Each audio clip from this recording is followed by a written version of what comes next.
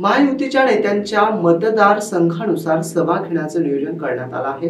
12 तारखेला संत एकनाथ रंगमंदिरात सकाळी 11 वाजता शिवसेना, भाजप आणि राष्ट्रवादी काँग्रेस अजित पवार गट यांचा मेळावा होणार आहे।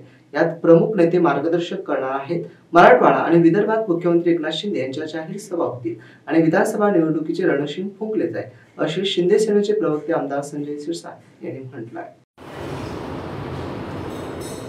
आमदार बच्चू कडू हे आज शरद पवार यांच्या भेटीला गेले आहेत, त्यामुळे महायुतीतून बाहेर पडणार आणि महाविकास आघाडी सामील होताना अशा चर्चेनं आता उधाण आले आहे। विधानसभेची निवडणूक आहे, प्रत्येक जण आपापल्या पद्धतीने आपली ताकद कशी वाढेल हा प्रयत्न करत असतो।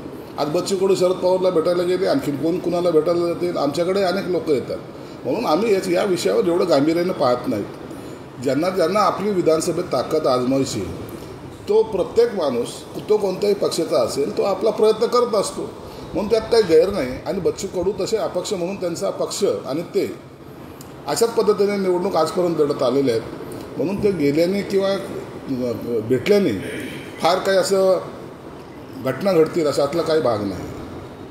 बीड दौऱ्यादरम्यान मनसे प्रमुख राज ठाकरे यांना शिवसेना उबाटा गटाच्या वतीने सुपाऱ्या दाखवण्यात आल्या, काय वाटतं?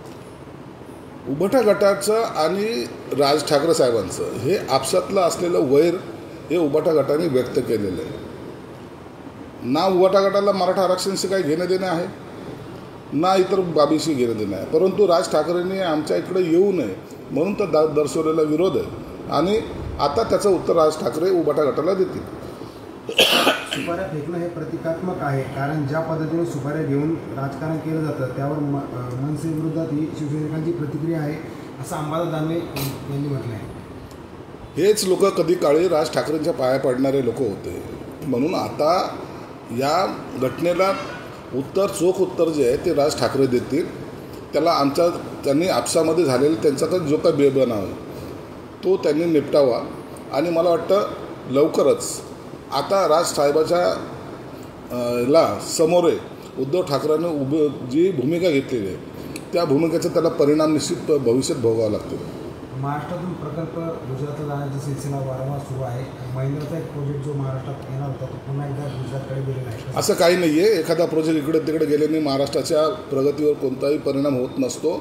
आता परवाच्या दिवशी इथं उद्योग मंत्री येत आहेत, आता 2000 कोटीचे प्रकल्पाचे आम्ही आता भूमिपूजन करतो, म्हणून आता महाराष्ट्र हा समृद्धीकडे चाललेला आहे। महाराष्ट्र हा एक नंबर आहे आणि तो एक नंबरच राहील। शेवटचा प्रश्न, उद्या मुख्यमंत्री संभाजीनगर जिल्ह्याच्या दौऱ्याला येतात, कसा दौरा असेल आणि काय नियोजन करण्यात आलं? उद्या मुख्यमंत्री संभाजीनगरच्या दौऱ्यावर येतात। डॉक्टर बाबासाहेब आंबेडकरांच्या त्यासाठी जो 5 कोटीचा निधी दिला आहे त्या कामाचं भूमिपूजन करणार आहेत। संभाजी महाराजांच्या पुतळ्याचं त्या सुशोभीकरणाचं त्याचं भूमिपूजन करणार आहेत आणि कार्यकर्त्याशी भेटीगाठी घेऊन ते जाणार आहेत। परंतु 12 तारखेला पुन्हा विभागवार सर्व शिवसेना, भाजप आणि अजितदादाच्या राष्ट्रवादी यांचा एक मेळावा संत एकनाथ नाट्यगृहामध्ये सकाळी 11 वाजता होणार आहे। या बैठकीला सुद्धा राष्ट्रवादी काँग्रेस आणि भाजप शिवसेनेचे काही नेते, प्रमुख नेते हे मार्गदर्शन करणार आहेत। निवडणुकीचा विधानसभेचा आता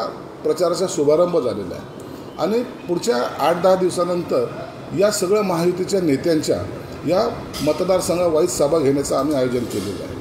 म्हणून मुख्यमंत्री उद्या येऊन जातील, परंतु त्यानंतर गेली 15 दिवसांतर मराठवाडा आणि विदर्भ या ठिकाणी त्यांच्या प्रचंड अशा जाहीर सभा होणार आहेत आणि विधानसभेचा रणशिंग हे फुंकला जाणार आहे। नारायण राणे यांनी एक वक्तव्य केलेलं आहे की ज्यावेळेस बाळासाहेब ठाकरे गेले त्यावेळेस शिवसेना पक्ष हा संपलेला होता, कसं बघताय? नारायण राणे त्या काळातले शिवसेनेचे ज्येष्ठ नेते होते, त्यांनी काही वक्तव्य केलं त्याला मी उत्तर देणार नाही।